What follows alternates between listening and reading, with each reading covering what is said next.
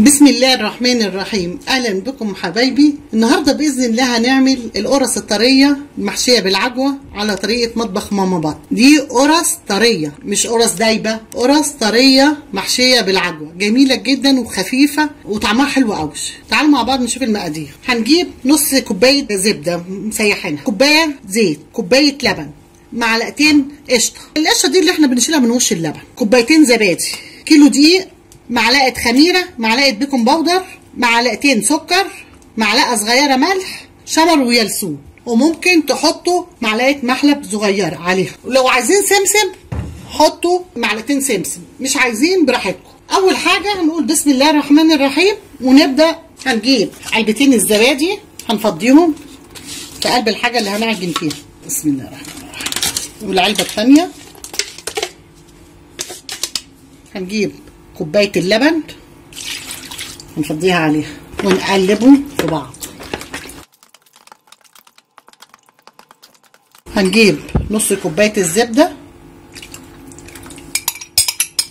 كوبايه زيت، ويا ريت يكون زيت ذره، ونقلب الخليط كله في بعضه.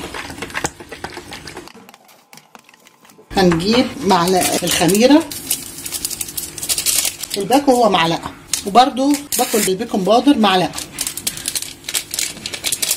كل المقادير هنحطها على بعض. هنجيب الشمر واليلسون، معلقتين السكر، ذره الملح، كله زي ما انتم شايفين كده، ونقلب كله مع بعض كده.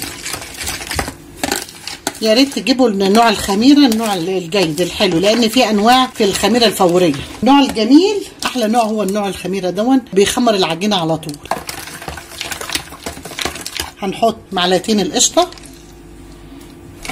ميزه القشطه بتدي لها ريحه حلوه وطعم، وزي ما قلت لكم مش تكلفوا يعني ايه وش اللبن. يعني انا القشطه دي انا شايلاها من ساعه ما كنت عامله جبنه البيضه، وعملت برده معاكم اللبن الرايب، كنت بشيل الوش القشطه واشيله في الفريزر، ووقت ما عاوزه بطلعه يسيح وبحطه على الترابيزه لغايه ما يسيح من من التلج بالشكل اللي انتم شايفينه ده حبايبي.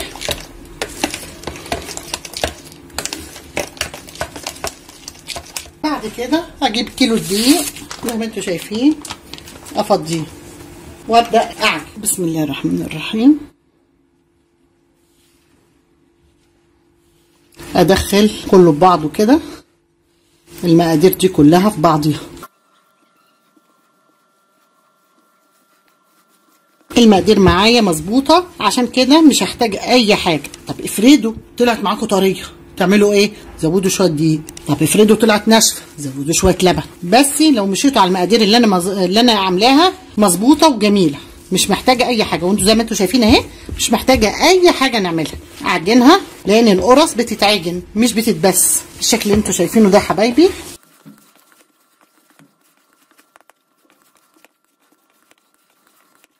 زي ما انتوا شايفين اهي، العجينه جميله جدا اهي، طريه وحلوه وجميله، مش محتاجه اكتر من كده. هنعمل ايه؟ هنغطيها ونسيبها لمده من نص ساعه لساعه كده تخمر، وبعد كده هنقطعها ونوريها لكم بعد ما تخلص. هنجيب العجوه زي ما انتم شايفينها دي حبايبي، عجوه مفرومه دي اهي، هنقطعها ونحط عليها قيمه معلقه سمنه بلدي او حته زبده وندوبها ببعضيها، وممكن تحطوها في الميكروويف يا دوب لفه بس، ما تزيدش عن كده. نعملها كور صغيره كده عشان نحشميها القرص اللي بالعجوه.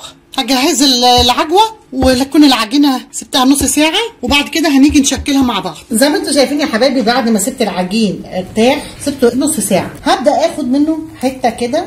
بسم الله الرحمن الرحيم. هروح واخده الحته كده. طبعا زي ما قلت لكم سيبنا العجين نص ساعه ارتاح.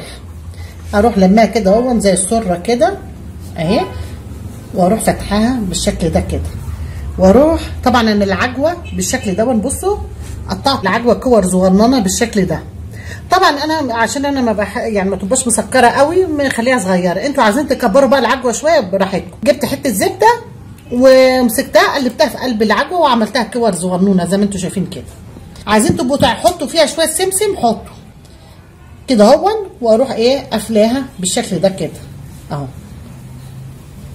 وممكن افردها على ايديا كده، وممكن اجيب طبق كده اهو او ترابيزه ولا حاجه وافرد ايه القرصه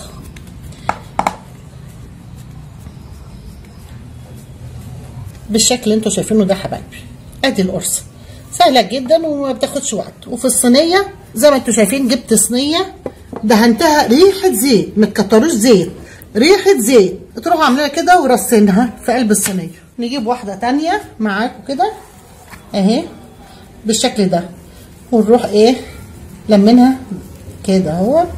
المهم ايه نظبطها عشان ايه، شوفوا نخليها كده، ونروح فاتحينها بالشكل ده، وجايبين العجوه ونروح حاطينها في قلبها كده، ونروح قافلين عليها. وزي ما قلت لكم عايزين تكبروا العجوه شويه كبروها. جميله قوي القرص دي. طبعا اللي باين دون اليانسون والشمر، وطبعا انتوا زي ما قلت لكم حبيتوا تحطوا سمسم حطوا بالشكل ده كده. هنجيب الطبق ونروح فردينها فرده كويسه كده، نخليها ايه مش تخينه اهي بالشكل اللي انتوا شايفينه ده حبايبي. واخدها وفي قلب الصينيه واحطها زي ما قلت لكم. نلمها الاول علشان ما يبقاش فيها حروفه ولا فيها اي حاجه، وتبقى جميله كده من تحت. شوفوا قصدي على الحتت دي كده نلمها كده، وبعد كده نفتحها ونروح جايبين العجوايه وبالشكل ده كده. ميزه القرص دي معجونه بالزبادي واللبن، خفيفه وجميله. لو اكلنا منها القرص ما تتعبناش ولا حاجه، لان احنا ما حطيناش فيها ميه نهائي، لبن وزبادي.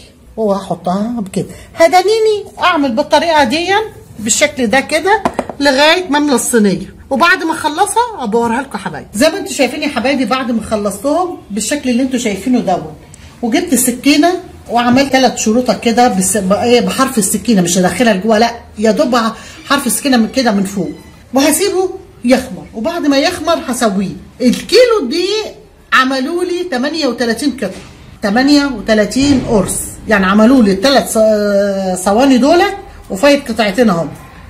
دون الكيلو دي بيعمل يعني بيرمي كتير اهو زي ما انتوا شايفين، وجميله وطريه وحلوه ومحشيه عجوه. وطبعا لو عايزين تعملوا شويه ساده برضو تتعمل شويه ساده براحتكم. هنسيبهم يخمر، وبعد ما يخمر هندخله الفرن، فرن البوتاجاز هنسخنه الاول. زي ما قلت لكم لازم تسخنوا الفرن قبل ما تحطوا اي حاجه.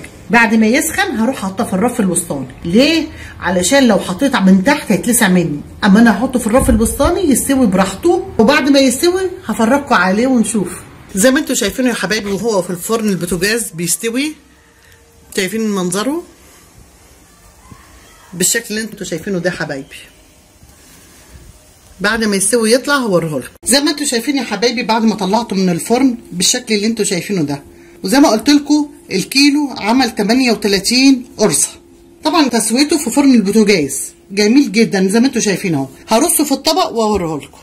زي ما انتوا شايفين يا حبايبي، وادي القرص الطريه بالعجوه على طريقه مطبخ ماما بطه، جميله جدا وحلوه. وزي ما قلت لكم تنفع كمان في السحور ناكل منها لانها معجونه باللبن والزبادي، اللبن الحليب يعني واللبن الرايب. وزي ما انتوا شايفينها كده اهو، نكسر واحده كده ونشوفها. طبعا انا ما كترتش العجوه فيها عشان ما تبقاش ايه مسكره قوي. زي ما انتوا شايفين كده العجوه اهي فيها نفشه وجميله من جوه اهي، وطعمها لذيذ جدا. وكده عملنا القرص الطريه الفلاحي بالعجوه على طريقه مطبخ ماما بطه. لو عجبكم الفيديو اشتركوا في مطبخ ماما بطه واعملوا لي لايك وشير، والسلام عليكم ورحمه الله وبركاته.